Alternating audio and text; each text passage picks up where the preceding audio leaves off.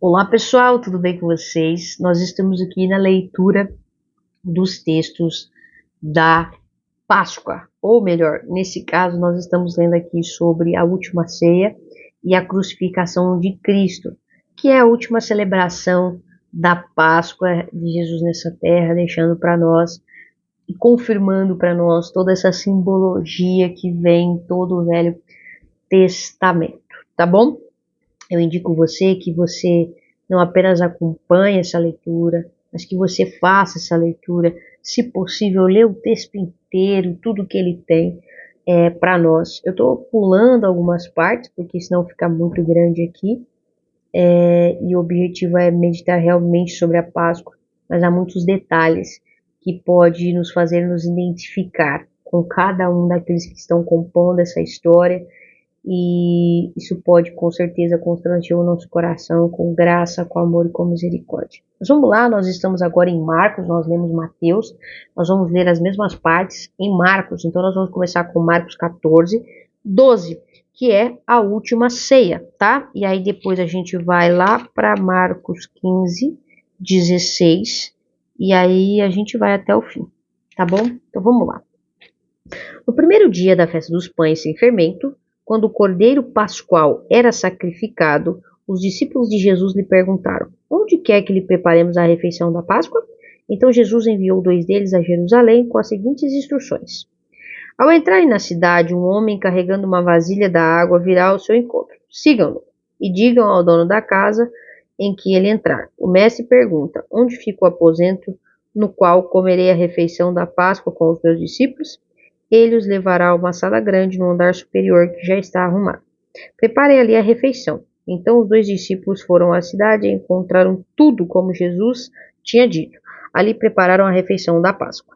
Ao anoitecer, Jesus chegou com os 12. Quando estavam na mesa comendo, Jesus disse: Eu lhes digo a verdade, um de vocês que está aqui comendo comigo vai me trair. Aflitos prostraram. Certamente não serei eu. Jesus respondeu: É um dos 12. É alguém que come comigo na mesma tigela. Pois o Filho do Homem deve morrer, como as Escrituras declaram há muito tempo. Isso está repetido igualzinho em Mateus. Então a gente sabe que Deus vem declarando: eu vou morrer. As Escrituras dizem que o cordeiro tem que morrer, né? E que o primogênito entre muitos irmãos tem que morrer. Ele se declara como filho de Deus, né? Então ele está reafirmando isso. Mas que terrível será para aquele que trair. Para este homem seria melhor não ter nascido. Enquanto comiam, Jesus tomou o pão e o abençoou. Em seguida partiu em pedaços e deu aos discípulos, dizendo: Tomem, porque este é o meu corpo. Então tomou o cálice de vinho, agradeceu a Deus e depois entregou aos discípulos. Todos beberam. Então Jesus disse: Este é o meu sangue, que confirma a aliança.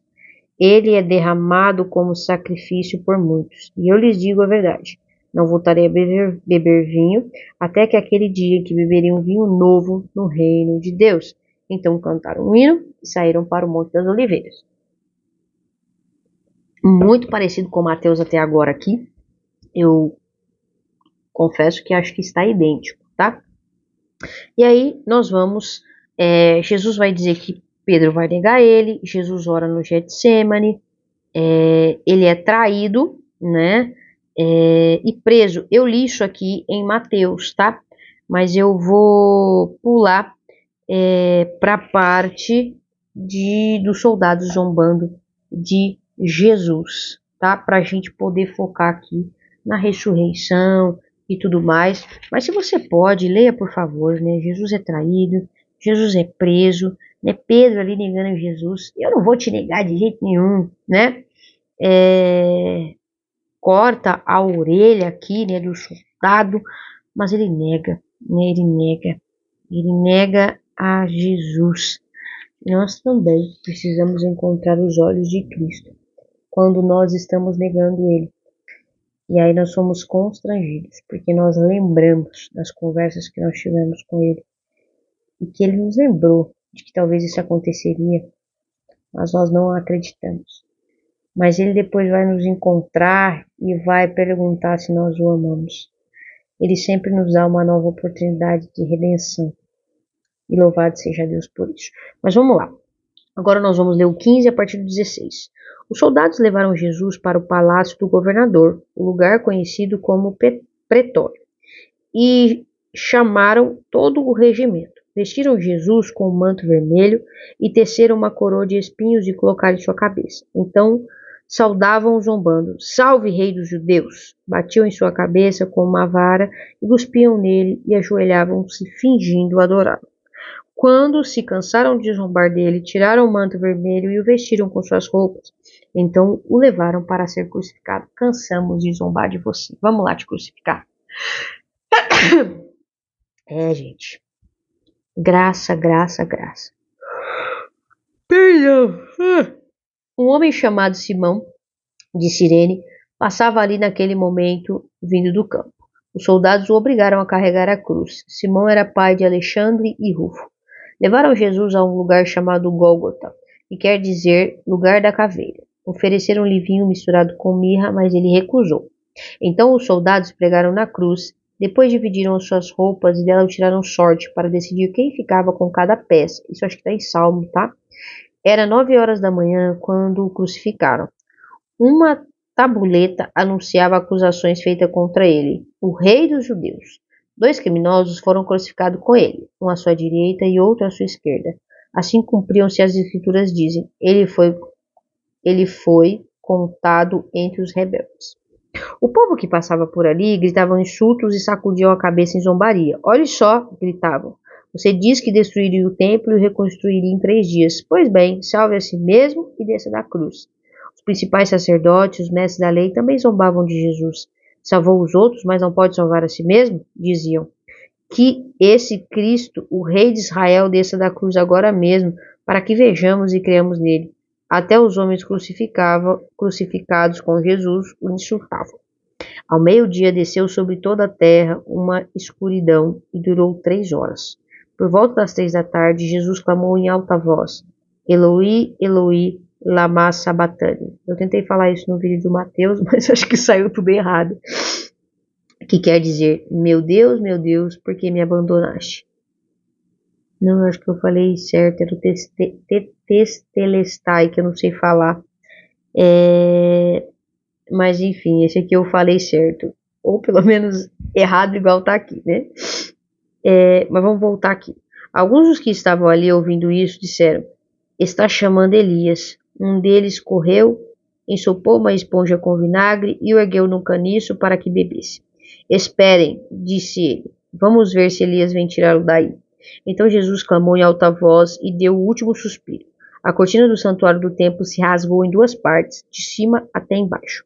Quando o oficial romano que estava diante dele viu como ele havia morrido, exclamou: Este era verdadeiramente o Filho de Deus.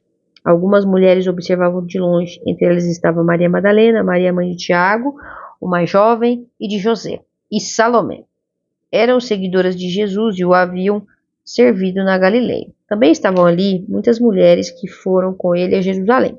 Tudo isso aconteceu na sexta-feira, no dia da preparação antes do sábado. Ao entardecer, José de Arimateia foi corajosamente a Pilatos e pediu o corpo de Jesus. José era um membro respeitado do conselho dos líderes do povo e esperava a chegada do reino de Deus. Surpreso com o fato de Jesus já estar morto, Pilatos chamou o oficial romano e perguntou se fazia muito tempo que ele havia morrido.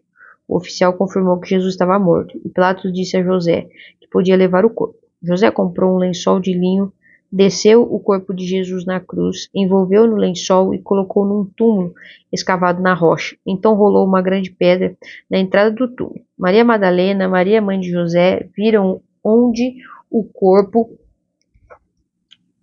de Jesus tinha sido sepultado.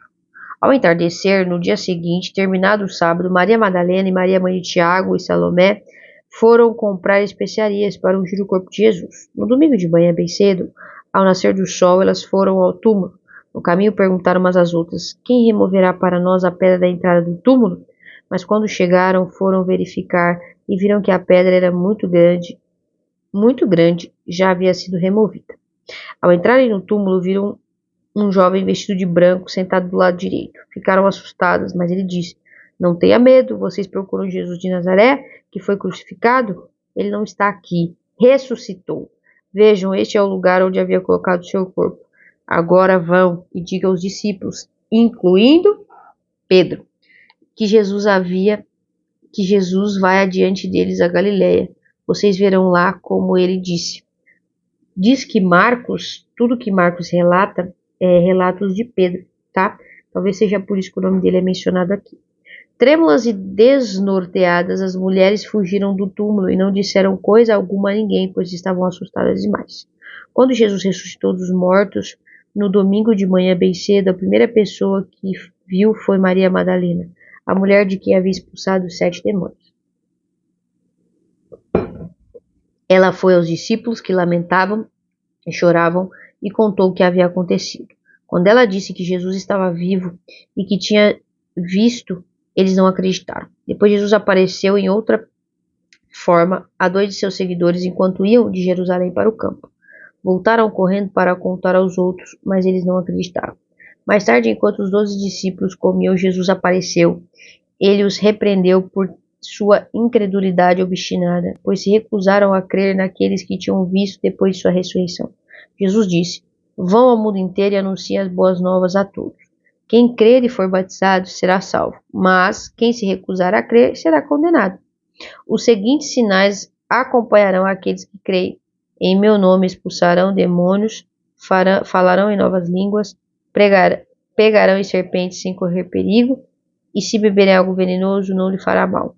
E colocará as mãos sobre os enfermos e eles serão curados. Quando Jesus acabou de falar com eles, foi levado para o céu, sentou-se à direita de Deus. Os discípulos foram a toda parte e anunciavam a mensagem que o Senhor cooperava com eles, confirmando muitos sinais.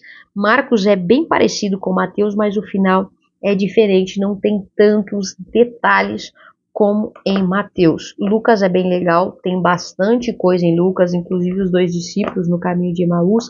Nós não vamos ler tudo, mas com certeza nós temos agora visões diferentes, e João, que sempre traz os nomes e alguns detalhes bem interessantes. Eu vejo você no próximo vídeo e não se esqueça de meditar na Páscoa, de ler os textos aqui no meio do caminho, para que o Espírito Santo fale com você e você não apenas celebre a Páscoa nesse ano, mas que você possa glorificar e adorar a Deus por tudo aquilo que Ele fez, porque está aqui, você viu, você leu, você contemplou os feitos do Senhor. Deus te abençoe. Até a próxima.